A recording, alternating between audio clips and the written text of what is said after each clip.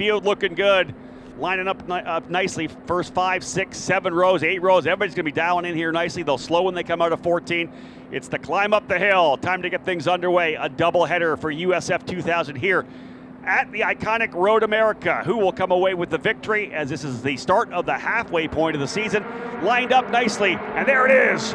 Green, green, green. And a big jump from the outside for Lucas Fakuri as he wants to get a run from from P number 4. Here comes the run. You know they're going to go 2, 3, make it 4 wide down the bottom. Jack Jeffers trying to hold the spot. He'll clean and green it through. Everybody looking good on the entry into the corner. What is the exit look like? Everybody staying on the right side of the racetrack. No track limits for the drivers here. They can go far wide as they can. But as we know, there's a big bump at the end of the rumble strips on the outside of 1. You need to stay away from that. It'll upset the apple cart pretty quickly. And here's the first run down the straightaway. Jeffers is your leader. Got a bit of a gap. He'll love that. Coming down into turn number 5. Will likely not have to defend from a big draft. A little further back, 2 wide. Cooley, I think, potentially alongside Fakuri. That's actually one of the Paps cars. Caleb Gaffera, I believe, jumping up into 4th position, or 3rd or 4th position. Looked to me like one of the VRD drivers. That might have been Masella able to get up into 2nd. So a good start there. A little contact coming up out of the hill there. That blind corner is a tough one for sure. They'll work their way down through turn 7 for the first time. Just finally thinking about going single file, but you know there's going to be some moves at the bottom.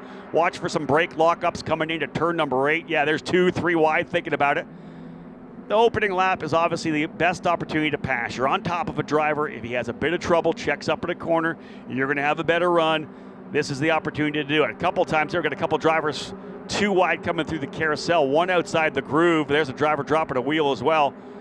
So a bunch of action here on the opening circuit. Jeffers out to the early lead. We'll give you a top 10 rundown when they come up through and get by start finish to have a look at how this 12 lapper is going to play out, but the opening lap's good so far.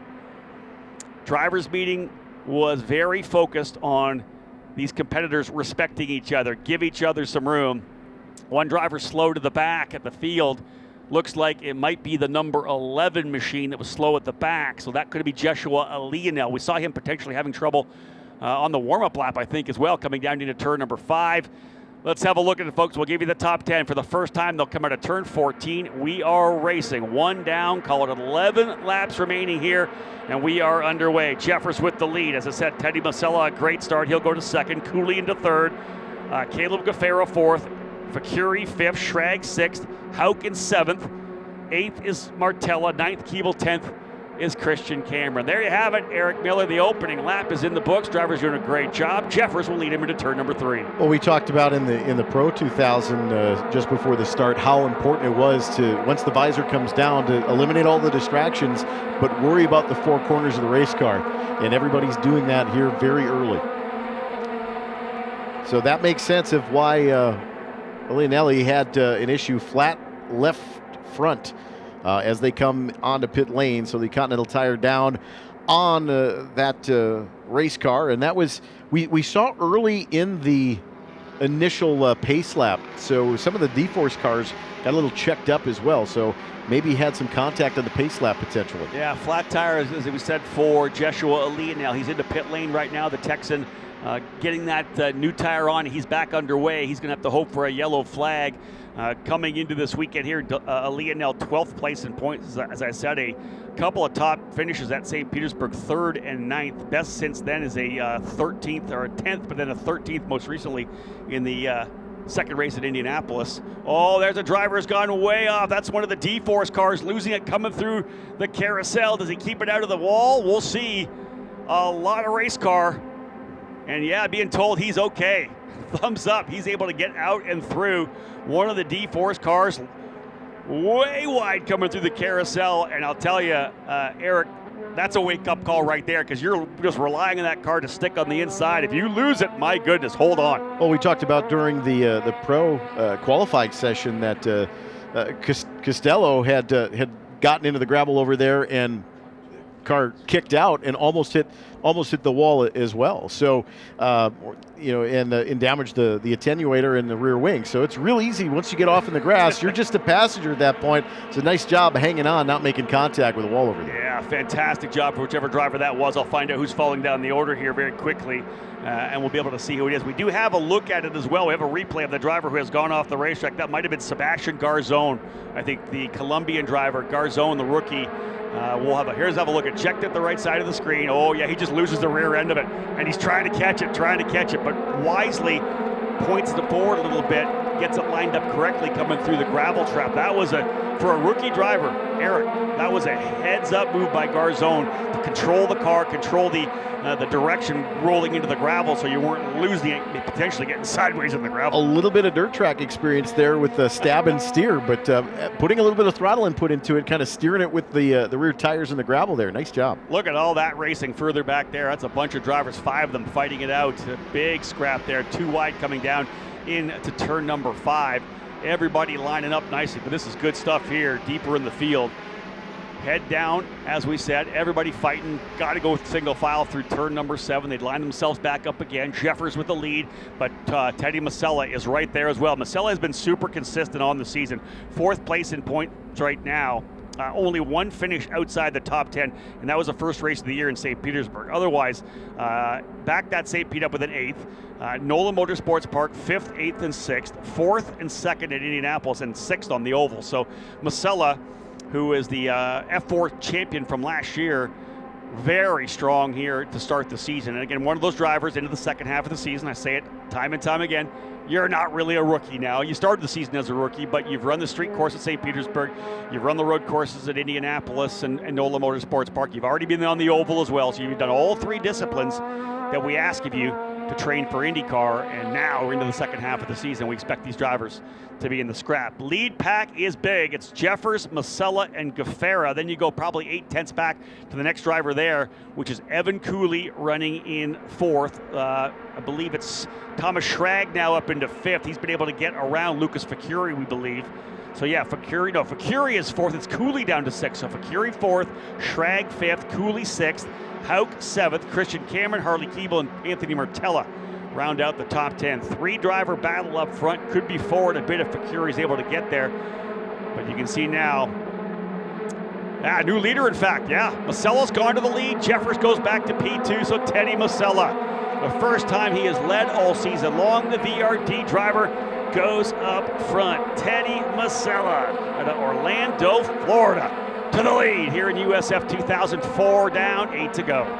One of the things we're kind of paying attention to, of course, is that points battle is the nose to gearbox real tight into turn 5, but that championship battle between Schrag and Jeffers too, that kind of narrows the gap a little bit.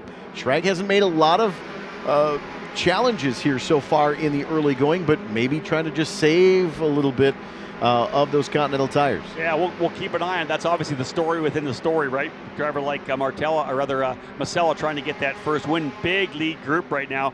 But Schrag and Jeffers currently 6 points apart. Obviously a point for qualifying on the pole for Jack Jeffers, so it's 190 to 184.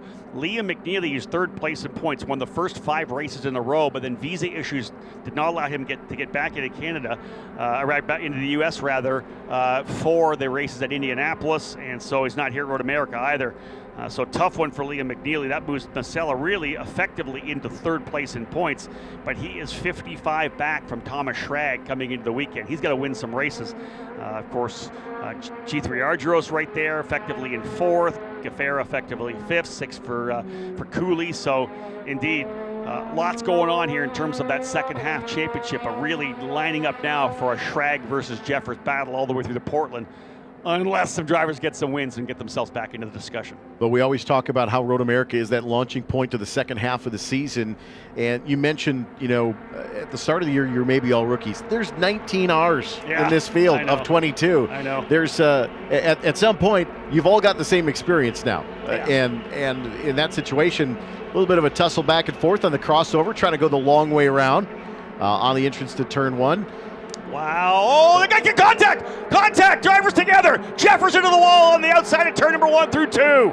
Jeffers gets crowded to the outside, clouts the left side of the car. Hard impact for Jack Jeffers coming out of turn number 1. They were side by side coming out of the corner. Full course caution as contact for Jack Jeffers. That is a hard impact crash down into turn number 1. AMR IndyCar safety team will be there momentarily. They were side by side coming through the corner. He's out of the car, guys. Being told he's already out of the car, so those of you on pit lane or around the racetrack, Jack Jeffers is fine, out of the race car, but he will be distraught with that. They were side by side, he and Masella, onto the rumbles on the outside of the corner, and as they came through, I talked about that bump at the end of the straightaway.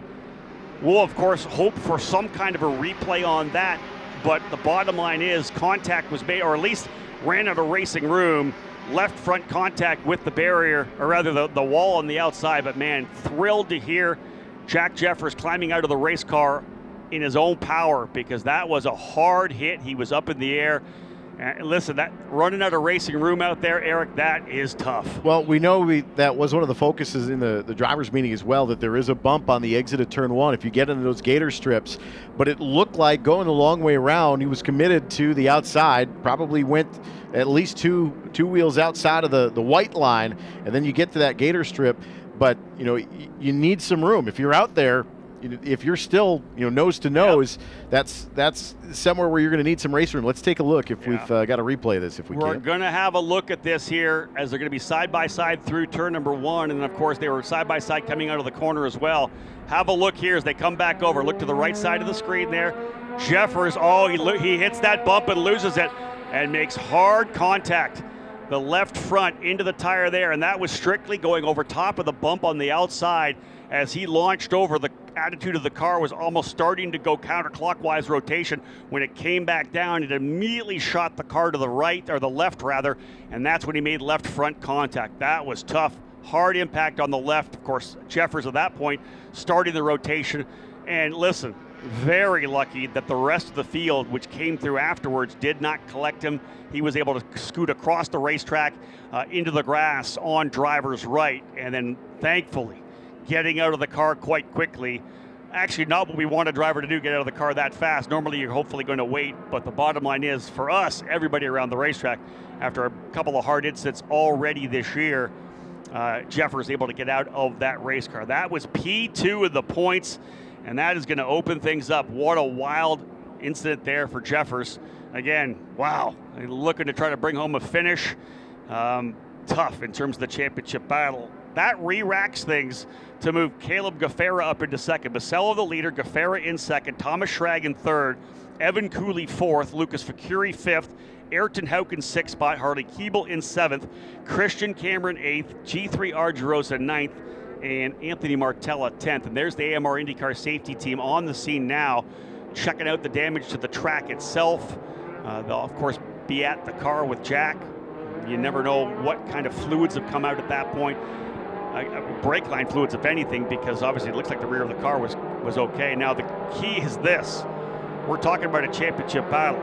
Now, they're racing later on this afternoon. They're back on the racetrack at 5:20. We're talking about 6 hours from now, whether they pull a spare car out or I don't know that they'd be able to repair this car unless the impact was enough that it actually sheared off the parts. I don't know whether there was any tub damage on the car in terms of the severity of the impact, but they may be pulling a backup car, and that may put Jeffers, if he's able to continue, at the tail of the field. This championship just blew wide open as he was running P2.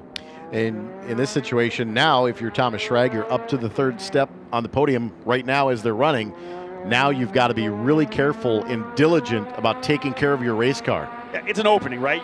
The driver you were battling with who was in front of you on the racetrack, knowing that you're going to be starting, because he's going to be starting back in 15th in race number 2 this afternoon, Thomas Schrag is. He can say, listen, Jeffers had an issue. I'm just going to settle in here. I'm okay with a P3 finish. I'm going to see what comes to me right now because I have a 6-point lead. I can pad that a little bit. So that is indeed the situation for Thomas Schrag. And again, a guy like, we talked about a guy like Masella who's leading. Okay, just getting a quick look at that race car as they pull it away. Rear wing is gone as well. Man. So, again, we've had a couple of rough ones here. We know the first incident happening earlier in the week to Vian Boshoff, which is online, a heck of a wreck there. We saw the crash, of course, in morning practice yesterday for JT Hoskins after he dropped a wheel over on the grasscrete. It was just a little bit wet still from the overnight rains, spun that car around and made hard contact on both right and left sides of the concrete there. And then a hard one there for Jack Jeffers. Man, I hate to see that. We never really want to test the safety of these Tatis chassis, but I tell you what we've seen this weekend from Thursday all the way up to through today, very thankful for the amount of engineering support that goes into these Tatis chassis. Yeah, shout out to everybody over in Italy that designs and builds these race cars for us, these Tatis cars that are, of course, the base of our program from top to bottom, juniors all the way through to USF Pro 2000. As we know, it's the same tub, that same driver cockpit with the halo for all the cars, exactly the same. Everything else bolted on the outside is a bit different to complete the formula, but that Tatis chassis, that Tatis tub is what is protecting our drivers. And again, like you said, I was hoping that with the Boshoff wreck that we'd proven it already. That was good enough. Then, of course, the Hoskins wreck, goodness, the addition of the halo back in 2022 is just reaped benefits for these drivers. And, of course, this wreck here for Jack Jeffers as well. So, again, the exclusive auto sport team's going to go to work. Jeffers is going to finish in the 22nd position. That's going to blow things wide open in the championship as well. No doubt about that. I'm sure a spare car is going to be coming out. If they can't repair it, they'll go to work. They've got lots of time. And I'll tell you, there's lots of mechanics over there. They're running 8 cars here this weekend, so all hands can be on deck to get that car back to tip-top shape. Exclusive Autosport still not done here, looking for a race winner, some podiums with Evan Cooley running 4th and Lucas Facuri in 5th. But it will be Teddy Masella who will lead them back to the start when we do go back to green flag racing. 5 laps down. In fact, it'll be 6 when they come back around. We got a couple of good laps in, but darn it, we had a wreck early there down on the exit of turn number 1. The 24 being put behind Schlag. So that is Gufar being put behind Schrag because of blocking. So a little bit of a realignment at the front of the field here for Masella. So he'll have Schrag behind him. So that moves Schrag up one more spot. It's also teammates. Those are VRD teammates now, 1 and 2. So a blocking penalty for Caleb Gaffera. He moves behind Thomas Schrag. So it'll put Masella, Schrag, Gaffera 1, 2, 3, Cooley, Facuri, and Hauk in the 6th spot. Keeble 7th, Cameron 8th, G3 Argyros 9th, and Anthony Martella rounding out the top 10. Timmy Carell started 13th. He runs in 11th spot. Eddie Beswick, who started in 15th, now runs in 12th. The Gonzalez brothers, Rodrigo and Patricio, now in 13th and 14th. And Ryan Janetta, who started back 22nd position.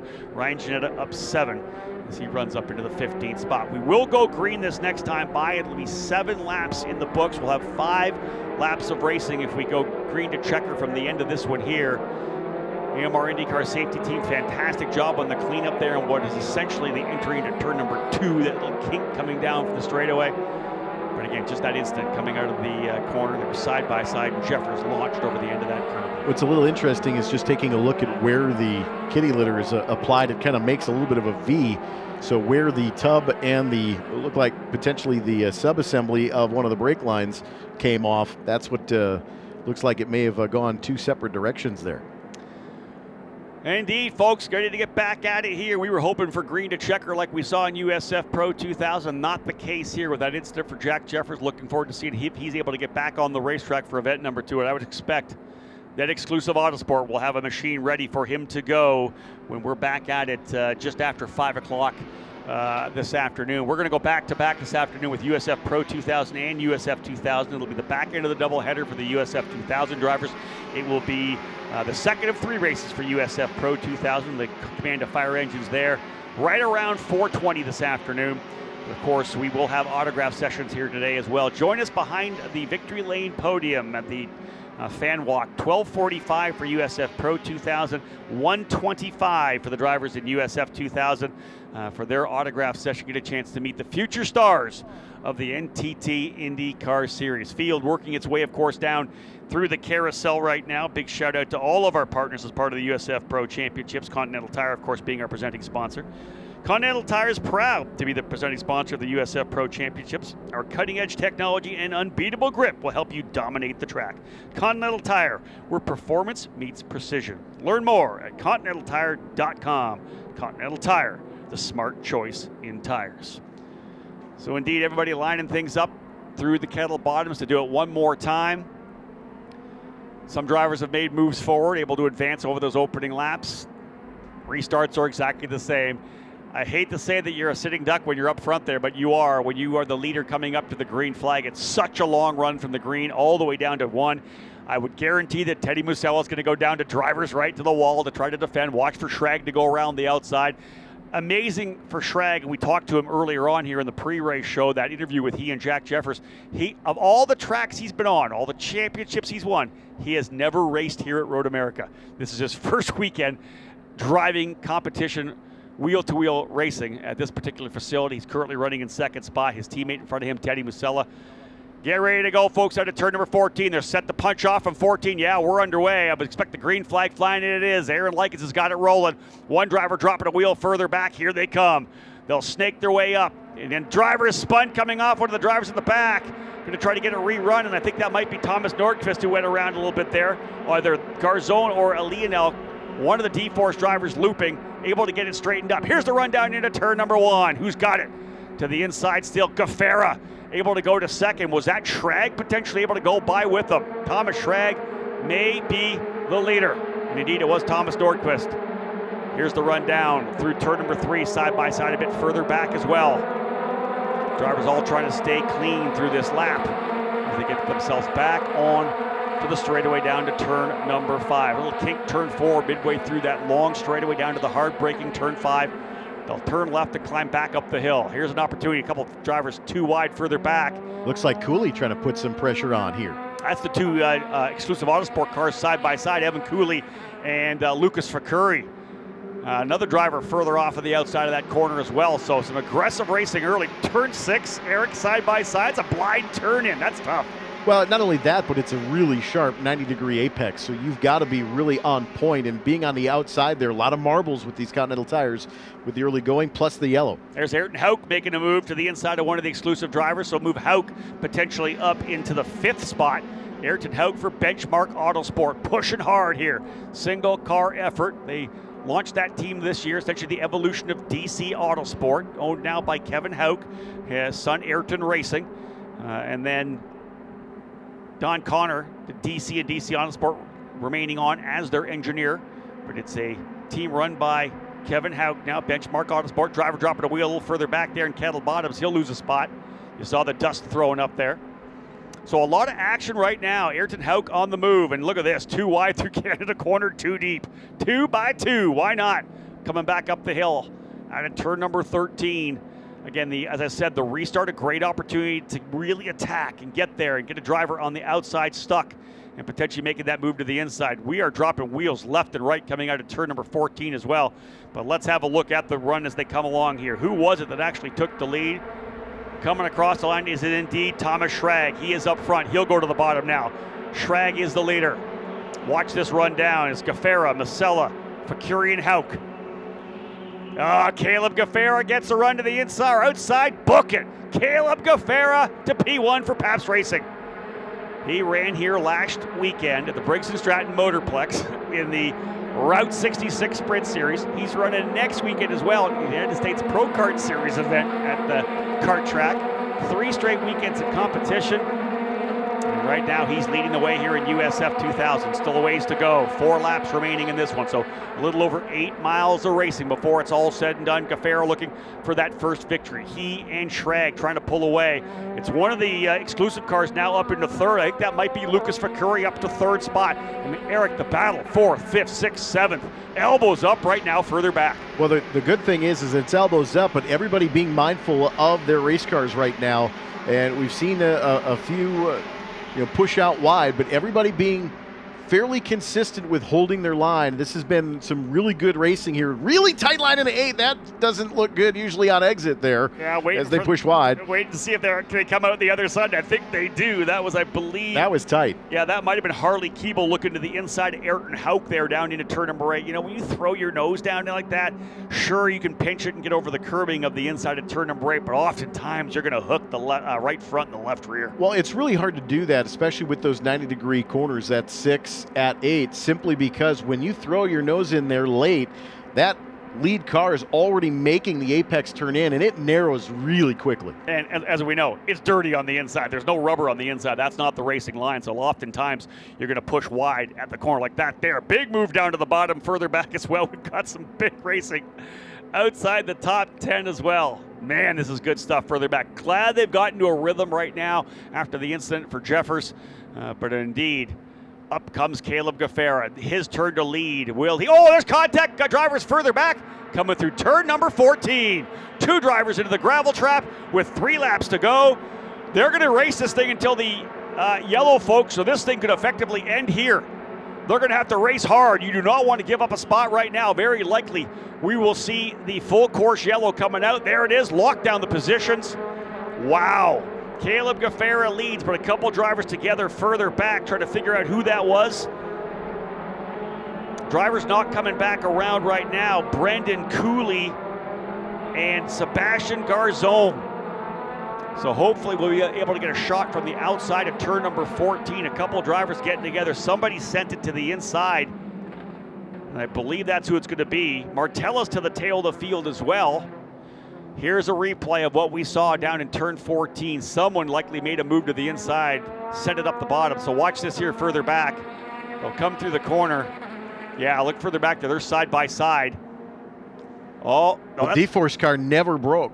Okay, so that's not the inside. Indeed, that's the on contact. The outside. That is, yeah, it wasn't the inside. It was literally the machine of Garzon missing the braking zone. Yep. Yeah, drove. You can see it there. Drove right into the back of Brendan Cooley.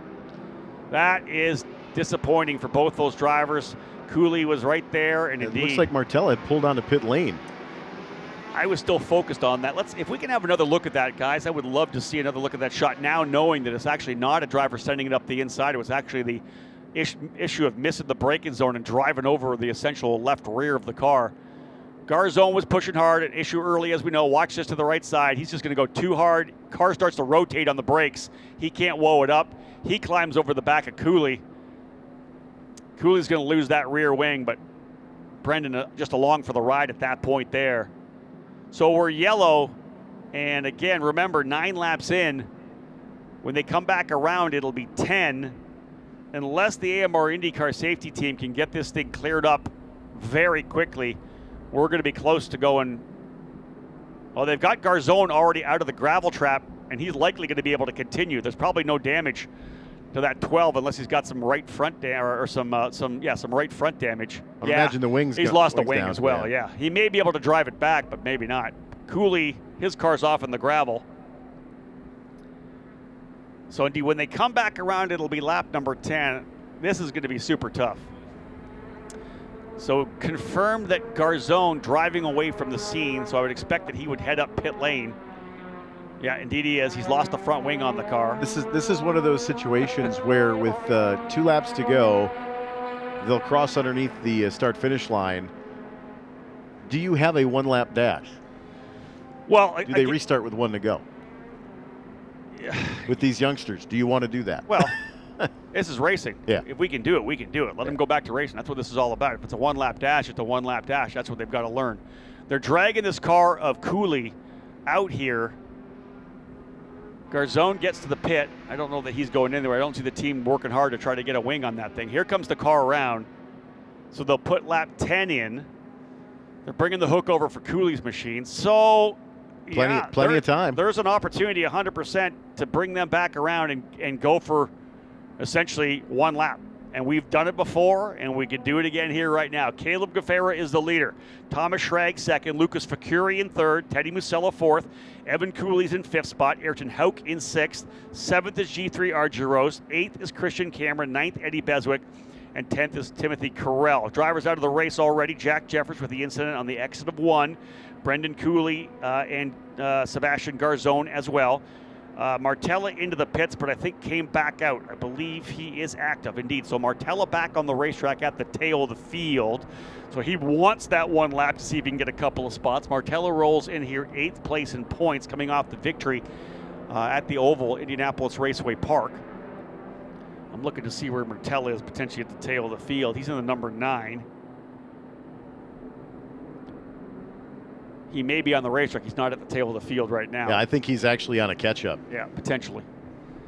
So, listen, we know how good the AMR IndyCar safety team does. We're only into turn number 1 right now. They're going to have this thing cleaned up pretty quickly and have everything ready to go. I would expect that we're going to go back to green flag racing, Eric. I'm having a look at my phone here to see whether or not I get a call from race control to find out whether or not we're going green or not. This should be good to see. Car is up on the hook and strapped tight, and both the Road America and AMR safety teams heading back to the trucks. That's a good sign usually. Got an update from Logan Knapp, of course, down on pit lane to make sure all the engines are there, and if he needed help, he's there. Being told a broken front wing for Martella, Anthony Martella, so they got that replaced. He's back on the racetrack again. So, well, he was in a pretty big elbows up battle there too, so may have had a little bit of contact. So getting that wing changed, and look, folks, that is going to be a clean racetrack. We are going to come around to white. The AMR safety team on the throttle are going to get themselves back where they need to be and out of the way. And we're going to give you a green and white. This is going to be one lap here, guys, that we are going to go racing. Gaffera, Schrag, Fakuri, Masella, and Cooley. Of that group, only one driver has won, and that is Thomas Schrag. Rookie Caleb Gaffera looking for his first one. Fakuri, Masella, Cooley, all looking for their first USF Pro Championships victory. Will it come here at Road America? You think about a guy like Thomas Schrag. What's his thought right now for Schrag? Because his primary title combatant in 22nd right now, a big points hit for Jack Jeffers. Do you risk it? A contact on the last lap puts you to the tail of the field. He's in a spot where he may be a little more cautious than those around him. Well, remember on the last restart, he in effect took the lead, started restarting in that second spot. He got a run on the restart on the exit of 14. Can he do it again? Because he lost it into turn 1 the next time. Well, they don't have to worry about going into turn 1 the next time because it's going to be after the checkered flag. True, and this is it. The punch-off is at the apex of turn 14. Aaron Likens can see down there. As soon as he sees those drivers coming out of turn number 13, he sees them in 14, that green's flying. So you've got to get on the throttle at the apex, kind of maybe see what you can do. You have to maintain pace car speed. You can't crawl them down. You have to maintain the speed, and our crew looks at that. Race control looks at that afterwards, gets on the video, and is able to see that speed through the telemetry. So you have to hold pace car speed. Martella in the Jay Howard driver development machine has worked his way back to the tail of the field. Look for him to try to attack in 1-5-8 to try to get a couple of spots here late. But indeed, this is going to be a one-lapper. Wherever you are around the racetrack, grab a cold one, refill, get to the fence, because this final lap is going to be a wild one. 4 drivers in the top 5 have yet to taste victory here in USF competition. The driver in second, P1 in points with his primary title challenger at the tail of the field after a wreck in turn number 1. This could be big for Thomas Schrag, but could also be disastrous if he gets involved in an incident. But you know what these racers say. I'm here to win races. It'll be red mist. It'll be full on. I need to win it or bin it. We'll see what happens. Again, punching off at a turn number 14. They'll climb the hill. The pace car on the throttle. That Honda Civic Type R, our official pace car of the USF Pro Championships, gunning its way over to pit lane. Field lining things up, coming out of 13 over to 14. Here we go. Gaffera has led many a kart race before. We're going back to green flag racing. They'll climb up the hill. Likens is in the air. Green, green, green. And away they go. Gaffera's going to lead him up the straightaway here. He'll go down to the inside of the racetrack. Very likely you'll see him there. He's to the bottom. Schrag's going to go to the outside. Huge run for Lucas Fakuri further back as well. Field gap pretty big coming down. To the bottom of the racetrack is Gaffera. Look for Schrag to try to come around the outside. He's not there. Contact! I believe contact with a couple drivers. That is Gaffera off. Gaffera, potential contact. He's going to tap the wall on the outside, but Gaffera contact into turn number 1. That may have been Fakuri into the left rear, the right rear rather of Gafera. I think Schrag is going to come out with the lead here. We'll see as they come down, try to pick up the number as they roll down into turn number 5. Thomas Schrag, the driver, tried to stay out of the issue, able to get a run, and look at the lead he has right now. Scored his first victory on the road course at Indianapolis. Will Thomas Schrag come away with his second win of the season and stretch that point lead? I'm telling you, it'll be a 30-plus point lead if he's able to get through here. Caleb Gafera back on the racetrack. You can see coming down through turn number 5. Luckily for him, no likely damage to the race car, but contact coming on the turn into turn number 1. Eric, there's the lead for Thomas Schrag. He was in the perfect position, got the jump out of 14, took the toe, got to the outside, took the lead before they got to turn 1, and Fakuri and Gafar just made a little bit of contact. It was enough to send Gafar off at a turn 1. But a great move by Schrag to get the toe up the front stretch. Look at the second place driver, though, digging hard, trying to get himself out front as well. There's the gap. They worked their way through the kink, back part of the racetrack. Final lap here, a wild finish, of course, with turn number 1 action. More drivers kicking up dust down to the kettle bottoms as they're all fighting for position. Thomas Schrag, we believe, the leader up front. Hard to pick up the numbers as they come through Canada corner here. But indeed, what a wild finish there. The fight's going to come further back for the final positions on the podium, then inside the top 5 as well. Another driver's gone off on the outside of 13. He'll come across the track. Watch the re-entry. Oh, and he stacks everybody up. That's going to be tough. That may be a look at the race control. Another driver's off to the gravel in the final lap. What a wild one, folks. The run to the line. Twin checkers coming across the line, and Thomas Schrag will win his second victory of the season. Teddy Musella makes it a VRD Racing 1-2. Somehow G3 Argyros comes into 3rd spot. Christian Cameron in 4th. 5th, Lucas Fakuri. 6th, Ayrton Hauk. 7th, Evan Cooley. Timmy Carell, Eddie Beswick, and Vian Bossoff from deep in the field back up to the top 10. That might be Rodrigo Gonzalez in 14. Yeah. That was the unfortunate situation of the field getting stacked up, I think. Yeah, there he is there, the driver off the racetrack. That is Rodrigo Gonzalez. Harley Keeble, who's in the fight at the very tail of the field. Gafera able to get one. Let's have a look at this one more time. Let's have a look at the turn 1 incident first, and then I'll head to victory lane and let Eric wrap things up here. Here's the turn 1 incident. Watch the inside here. Gafera trying to pinch down a little bit there, and Fakuri was there. Here's the big lock up here for Keeble. He has broken the rear wing, so that's the issue for Keeble. Wing damage puts him off in turn number 1 as well, hence why he went to the tail of the field. But it looked to me like Fakuri had the inside, and Gafera potentially coming across from left to right. And we talked about that with watching the turn 8 contact that likely potentially damaged the front wing for Martella through 8. But you look at that situation. It's again, you've got the car that's fully alongside, nose to nose, and you're committed to your traditional racing line, and you're kind of making that stopgap pinch, and Gafar not realizing that Fakuri was really there.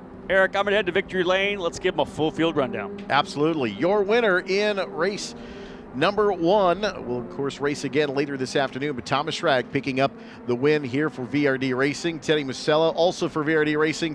Top 2 steps on the podium. Got to be happy for that race team. And G3 Argyros puts Paps Racing 3rd step on the podium. That's 2 podiums today so far in the 4 races for the Elite Engines Grand Prix of Road America. Christian Cameron, we're going to come home in 4th in the 19 machine for VRD Racing as well. Just missing out on a podium sweep for VRD. Lucas Fakuri will come home in the 5th spot in the 91 machine. Ayrton Hauk will finish in 6th. The 90 of Evan Cooley. The 8th of Timothy Carell. The 30 of Eddie Beswick. And Wian Bossoff will complete the top 10 for Sarah Fisher Hartman Development. In the second 10, Patricio Gonzalez in the 15 will finish 11th, finishing 12th. The 11 of Jeshua Alenil. Anthony Martella recovers to a 13th position. I know that starting in the 7th spot, not what they wanted for Jay Howard Driver Development, but Martella able to rebound after the damage from the subsequent yellow. 99 of Ryan Gianetta will finish in the 14th position. Kaylee Countryman will finish in 15th. And Thomas Norquist in the 17 will finish in the 16th position for D-Force Racing. Caleb Gaffar, after the contact in turn 1, goes from the 2nd position all the way back to 17th after starting 6th. Harley Keeble will finish in the 18th position. The 18 of Rodrigo Gonzalez, after the contact on the final lap into turn 14, will finish 19th. Sebastian Garzone, after contact as well for D-Force Racing. Tough day for them. They will finish 12th in the 20th position. Brendan Cooley in the 94 will finish 21st. Jack Jeffers, your points leader coming into this round, or race 1 of the weekend, will finish in 22nd. And of course, JT Hoskins did not start after the crash from yesterday. Your drivers in victory lane here at Road America, part of the USF Pro Championships, the USF 2000 winner, Thomas Schrag, and now your new point leader. And a big margin now after Jack Jeffers suffered the contact early on here in the race on lap 4. But a huge win for VRD Racing. Top 2 steps on the podium. 3 in the top 4 for VRD Racing here at Road America in the USF 2000, presented by Continental. Eric, thank you so much indeed. Down here in Victory Lane at Road America, what was a wild opening race for the drivers in USF 2000. A number of incidents on track, a one-lap dash to see who was going to come away with the victory, and indeed was the driver who is the point leader right now. Big one for him. Let's start, though, with the driver coming home P3 today. What a final lap from Pabst Racing. Third goes to G3 Argyros. Becca Potke will bring in our trophy again, their good folks in the staff of Elite Engines helping us out with the award presentations. Finishing in second today, all part of a VRD Racing 1-2, Teddy Masella coming home P2, your runner-up in race number 1. Michael Knapp's got the P2 trophy for Teddy. What a season it's been. The consistency for Teddy Masella this year after an issue in the opening round, nothing but top 10 finishes. So impressive for Teddy here, looking for that first victory. This driver here was looking for his first victory coming into the season. He won on the road course at Indianapolis. He is now a race winner here at Road America as well. Such a huge victory for him. The point leader and the race winner, Thomas Schrag. Thomas, we talked yesterday about how crucial this race was going to be, knowing tomorrow you're likely going to be starting a little deeper. You probably laid a good lap time down, but just tell me about that race. It was a wild one from start to finish. Yeah, I mean, I don't know if we truly had a car to win, but the dirty air was pretty bad, and I got a terrible start. I mean, that's all on me, but, you know, I just stayed cool. I know I had a lot of laps left, so just picked them off one by one, and then, you know, Jack was in that huge accident, so sorry to see that, but... you know, I was second, put myself in a good spot on the last restart, and once I cleared him, I moved down, defended third, and had an easy win from there. Yeah, once you got in the lead, you essentially pulled away. Who do you want to thank right now? Doug Mockett, first off. I mean, he's the reason why I can race. My dad and Airport Electric Service, the Boys and Girls Club of Greater Cincinnati, VRD Racing, everyone on the team, Dan, Jacob. Teddy did a good job today, 1-2 again since Indy, and that's about it. Just Continental Tires, Elite Engines, USF Pro Championships. Ready for the race 2 this afternoon? Yeah, I don't know where we start. Before the race, we're starting 15th, so it's going to be a good pull through the field. Congratulations, well done. Thank you. Thomas Schrag, folks, what a great drive today. Bring that trophy in there, Logan Knapp, P1 for Thomas Schrag. Again, point leader coming in. His primary challenger, Jack Jeffers, with the incident over in turn number 1. Big opportunity for him to stretch away in points, but based on his second fastest lap yesterday, indeed, currently starting P15, but if he was able to go quicker in the race, he can use that lap as opposed to the lap he had in the qualifying session yesterday. So it will all remains to be seen how things are going to line up for the race this afternoon. There's a lot of variables that could factor in before we find out how things look for race number 2. But nonetheless, his second win of the season stretches his point lead out nicely. He'll likely have a point lead of over 30 points coming into race number 2. So a big result for Thomas Schrag, but a fantastic run as well for Teddy Masella. Was right up front, throughout the entire race. G3 Argyros, though, had to dig to get himself up to the podium, started in 7th and fought his way back forward. A great job for G3 Argyros on the podium for Pabst Racing. But remember, folks, these drivers here midway through the second level of the USF Pro Championships presented by Continental Tire. They're going to do it all again this afternoon. Autograph session this afternoon as well, as we know, folks. 12:45 for USF Pro 2000. So come and join us for the autograph sessions that we'll have this afternoon in the fan walk here. Finishing up the award presentations as Thomas Schrag for VRD Racing, scoring his second win of the season in what was a caution-filled race. A number of incidents on the racetrack, a wacky final lap as well. We're back at it this afternoon, as we know, back-to-back races for USF Pro 2000, USF 2000. Guys, grab that champagne, grip it and rip it. Let's celebrate race number 1 for USF 2000. They're moving the race car first. Come on, Schrag, get at it. Thomas Schrag with the race win. You got to wear those suits again. What are you doing? I love it. So Thomas Schrag gets the victory, folks. A fantastic run for him. Again, 2 more races still to come on today, and then, of course, we'll wrap things up tomorrow morning with USF Pro 2000. Those of you watching at home, thank you so much for tuning into the broadcast here on YouTube or on the USF Pro Championships app. On behalf of Anderson Promotions and Continental Tire, my name's Rob Howden. Bye for now.